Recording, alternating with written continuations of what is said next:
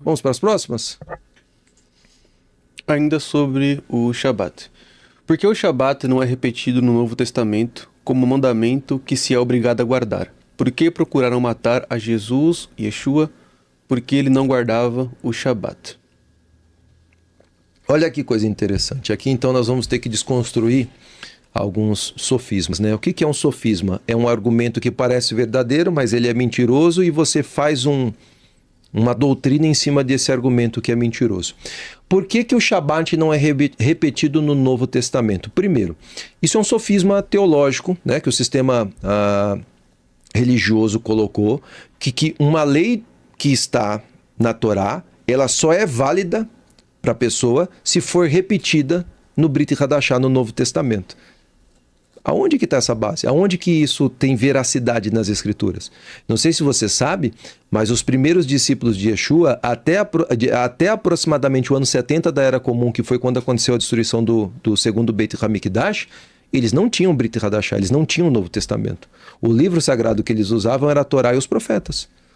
Quase 40 anos depois da ressurreição de Yeshua, eles não tinham o Novo Testamento. Então eles não tinham legislação, eles não eram legislados, eles não tinham código de conduta, eles não obedeciam nada porque não estava explicado no Novo Testamento? Óbvio que não. Isso é um sofisma religioso que tudo que está escrito no Novo Testamento, que é coisa do Antigo, eu preciso obedecer. O que não está escrito eu não preciso obedecer. Não tem base nenhuma. Isso não se fundamenta, não se sustenta. Isso não é verdade. Tudo que eu preciso praticar está na Sagrada Torá. A Kadosh Baruch Hu deu a Sagrada Torá, deixou claro quais são os mandamentos da Sagrada Torá que nós temos que obedecer. Por que procuravam matar o Messias por ele não guardar o Shabat? Outro sofisma. Quem disse que ele estava sendo procurado para ser morto porque não cumpria Shabat? Aonde que você leu isso? Yeshua cumpria Shabat desde que nasceu até o dia da sua morte. Ele nunca quebrou Shabat. Nunca em toda a sua vida. E eu vou deixar isso muito claro para vocês. Na Bessorá Alpi Lucas, né, as Boas Novas segundo Lucas, no capítulo 14, o verso 1 até o verso 6, o Gabriel vai ler para nós, você acompanha na tela. Aconteceu num Shabat que, entrando ele em casa de um dos principais, dos Perushim, para comer pão, eles o estavam observando. E eis que estava ali diante dele um certo homem hidrópico. E Yeshua, tomando a palavra, falou aos doutores da lei e aos Perushim, dizendo: é lícito curar no Shabat? Eles, porém, calaram-se, e tomando-o, o curou e despediu. E respondendo-lhes disse: qual será de vós o que, caindo-lhes num poço, um dia de Shabat, o jumento ou o boi, o não tire logo? E nada lhe podiam replicar sobre isto. Então, olha só, está muito claro aqui no texto que o próprio Yeshua, ele traz à tona não a questão de cumprir ou não Shabat, mas do que é lícito ou do que não é lícito fazer no Yom Shabat, no dia de Shabat. Esse é o ponto. Então, você precisa entender que na época de Yeshua, você tinha diversas vertentes do judaísmo. Então você tinha os Perushim, que você conhece como fariseu, você tinha os Tzadokim, que você conhece como saduceu, você tinha os Esseim, que você conhece como essênios, você tinha os Kenaim, que você conhece como zelote. Então você tinha ali essas vertentes religiosas, todos eles judeus. E cada um tinha a sua forma de praticar os mandamentos da Torá. Entenda, sua forma de praticar. Todos praticavam. Compreende? O ponto é que algumas vertentes eram mais rígidas na prática e outras vertentes eram menos rígidas, mas todas elas praticavam. Nós tínhamos duas escolas, né, muito famosas nos tempos de Yeshua, que é a escola de Hillel e a escola de Shammai. A escola de Hillel, ela é uma escola mais leniente, mais flexível, tá? E a escola de Shammai é uma escola mais rígida, uma escola mais densa, né? Então, você tem essas duas escolas. Dependendo da linhagem que o rabino vinha, né? Da onde ele havia estudado, na Yeshiva, que é uma escola judaica, ele tinha então uma aplicação mais rígida dos mandamentos da Torá ou uma aplicação mais flexível. O que Yeshua está fazendo aqui, e Yeshua, muito provavelmente pelo que nós entendemos, ele era dessa vertente de Hillel, ou seja, uma vertente mais branda, mais flexível, mas que cumpria a Torá, né? Ele está dizendo que tem coisas que alguns dos Perushim, dos fariseus, achavam errado fazer no dia de Shabat, como por exemplo cura.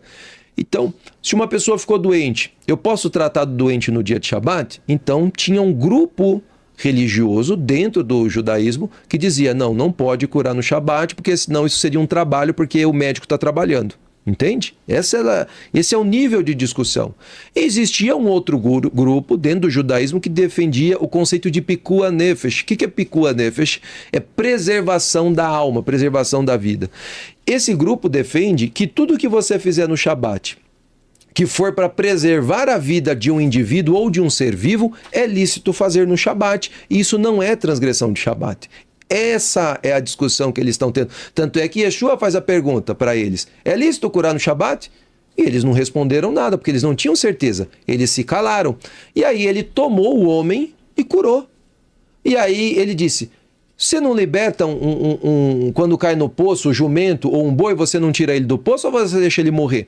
Dentro do conceito de Pikuah Nefesh, eu poderia fazer esse esforço de tirar alguma coisa de dentro, tirar água do poço, por exemplo? Não, no Shabat não.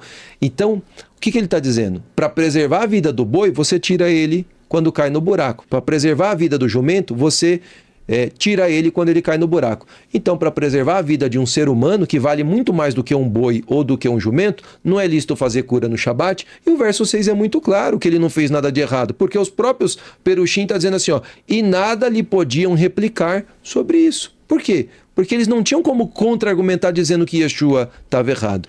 Um grupo dos Perushim, dos fariseus.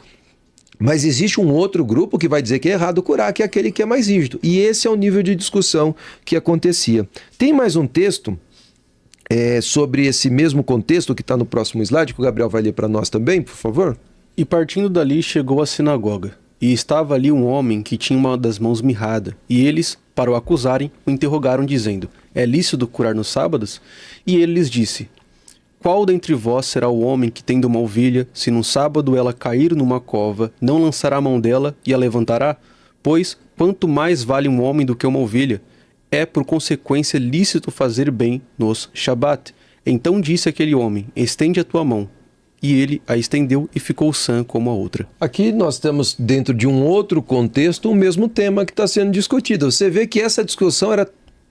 O que está acontecendo comigo hoje, por exemplo, é a mesma coisa que qualquer rabino enfrentou em qualquer momento da história do povo judeu. Você tem que ficar discutindo o óbvio, ensinando o óbvio, né? Ensinando que o Shabat é o sétimo dia, ensinando que pode curar no Shabat, isso não é transgressão do Shabat. Então, todos os Talmidim de Yeshua tinham essa função, essa atividade, Yeshua teve essa atividade, Moshe Rabbeinu teve que legislar e nós legislamos até hoje, ensinando, obviamente, todas as pessoas que têm um desejo sincero de aprender. Então, assim, é lícito fazer o dia de Shabat o que é bom, né? Curar, salvar, alimentar um faminto, seja o que for, e isso não é quebrar o dia de Shabat, tá? Isso não é transgressão do Shabat. Yeshua nunca transgrediu o Shabat. Para que ele seja Mashiach, ele precisa ter cumprido toda a Torá, tudo que lhe diz respeito, ele precisava ser obediente, e obediente até a morte, morte no madeiro. Então ele nunca transgrediu o Shabat. Se Yeshua tivesse transgredido o Shabat, hoje aqui eu não estaria falando dele para vocês. Por quê, Gabriel? Se ele tivesse transgredido o Shabat, eu estaria falando de Yeshua aqui hoje? Não. Porque ele não seria... Não seria o Mashiach. Ele não seria o Mashiach. Se ele quebrou o Shabat, ele não é Mashiach. Mas ele não quebrou o Shabat. E Yeshua é Mashiach porque ele cumpria toda a Torá. Ele diz em Matitiahu, capítulo 5, verso 17, não pensem que eu vim abrogar a lei ou colocar em desuso, eu vim cumprir. Então ele cumpriu toda a Torá.